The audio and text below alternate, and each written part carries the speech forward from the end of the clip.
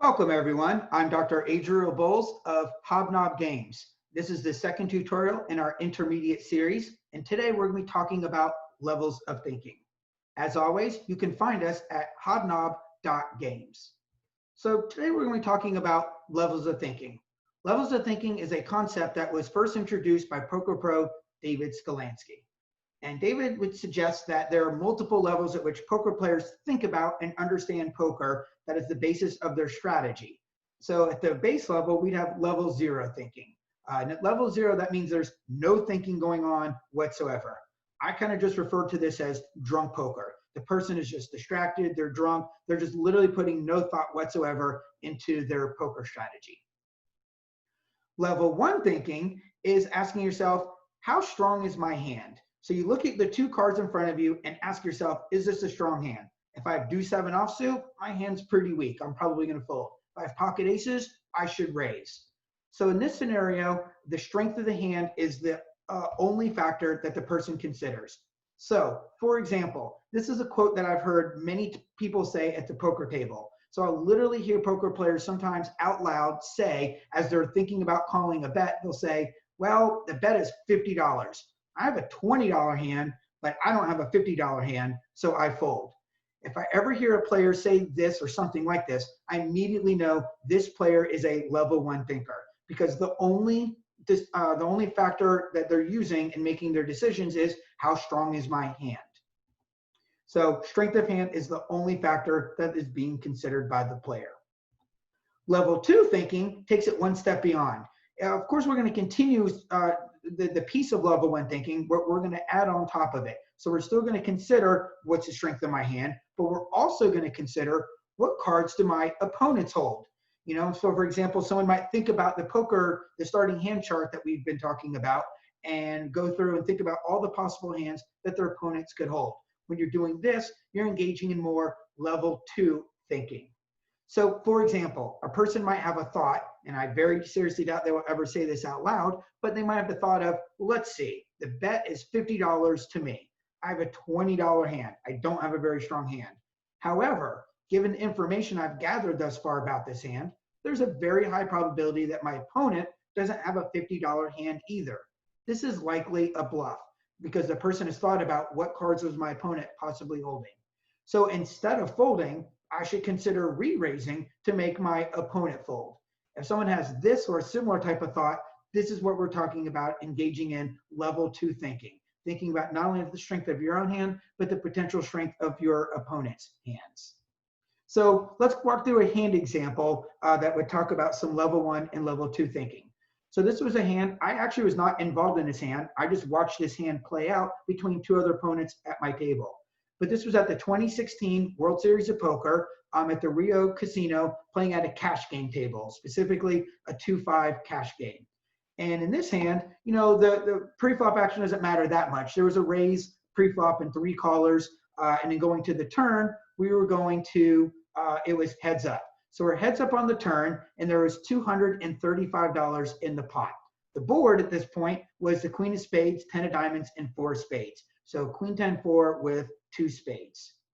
The turn card brought a 3rd spade, the 7 of spades. So now flushes are possible. And there are 2 players left in his hand. Player A, the first player, he leads out immediately for $170. So that's a pretty big bet into a $235 pot. Player B thinks for a moment, and player B calls the bet. So now going to the river, there's $575 in this pot. The river card is the 4 of hearts, pairing the board. The player A, who had led out on the turn previously, leads out again and bets $350 into this $575 pot. Player B thinks for a moment and then goes all in for $950. And in this moment, you could see player A immediately get angry because he knows he's got a tough decision to make. So he starts tanking forever, and he's thinking, and he's thinking. And I immediately think, okay, player A, who is thinking here, clearly has an ace-high flush. He had the nuts on the turn, but now the river pairs the board, and his opponent goes all in, and he's struggling with what to do. Well, I think if you engage in level 2 thinking here, this is actually not a very tough decision at all if you have a flush, even an ace-high flush in this scenario. Because a little trick that I oftentimes use is I ask myself, what's the strongest hand that I beat? Well, in this case, the strongest hand that you would beat is a king high flush. And then I ask myself, would my opponent ever do this with a king high flush? And if you think through the scenario, I think the answer is a pretty easy no. Unless player B is an absolute maniac, and in this scenario, player B was not, he's just a standard player.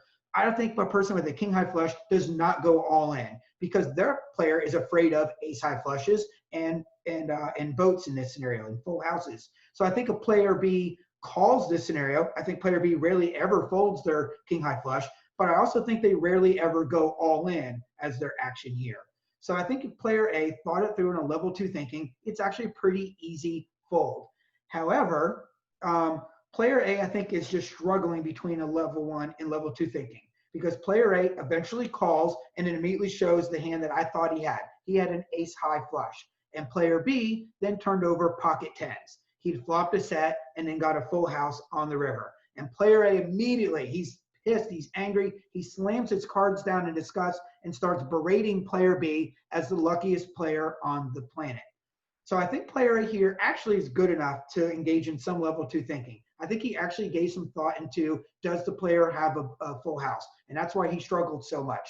But at the end, his tendency, he reverted right back to his tendency to go to level 1. And I think the last thought that went through his head was, I have a ace high flush. I have a really strong hand, therefore I call.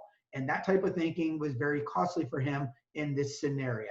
So this would be a good example where someone is struggling somewhere between level 1 and level 2 thinking. Level 1 makes an easy call. I have a really strong hand, I call. Level 2 thinking makes your the actual correct answer of a fold quite an easy call, or in this case, an easy fold. Now, there's also level 3 thinking, and this is fairly rare, but sometimes players would have the thought of, what does my opponent think that I have? So you're always thinking about, like, you know, what is my opponent thinking about me and what hands I could possibly be holding?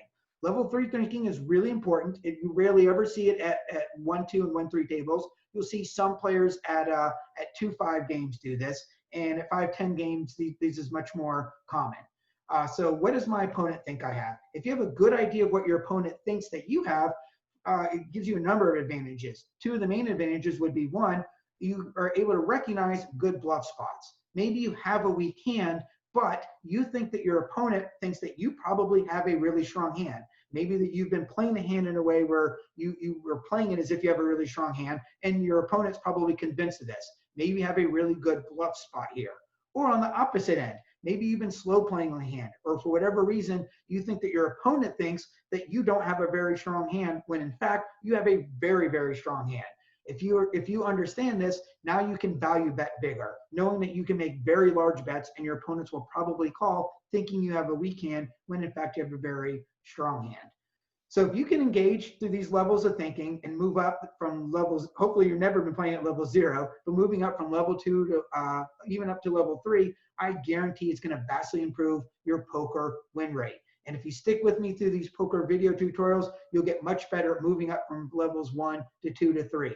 Because it's important to not only just think about this information, but specifically what information should I be considering and how much weight should I be giving to that.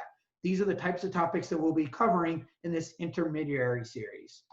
So what's next? In our next tutorial, it'll kind of be an extension of this idea of level 2 thinking, where we'll be talking about getting inside your opponent's heads. As always, you can find this video along with all of our tutorial videos, along with our poker app in which you can download and play poker with your buddies at hobnob.games. Thank you, and I'll see you next time.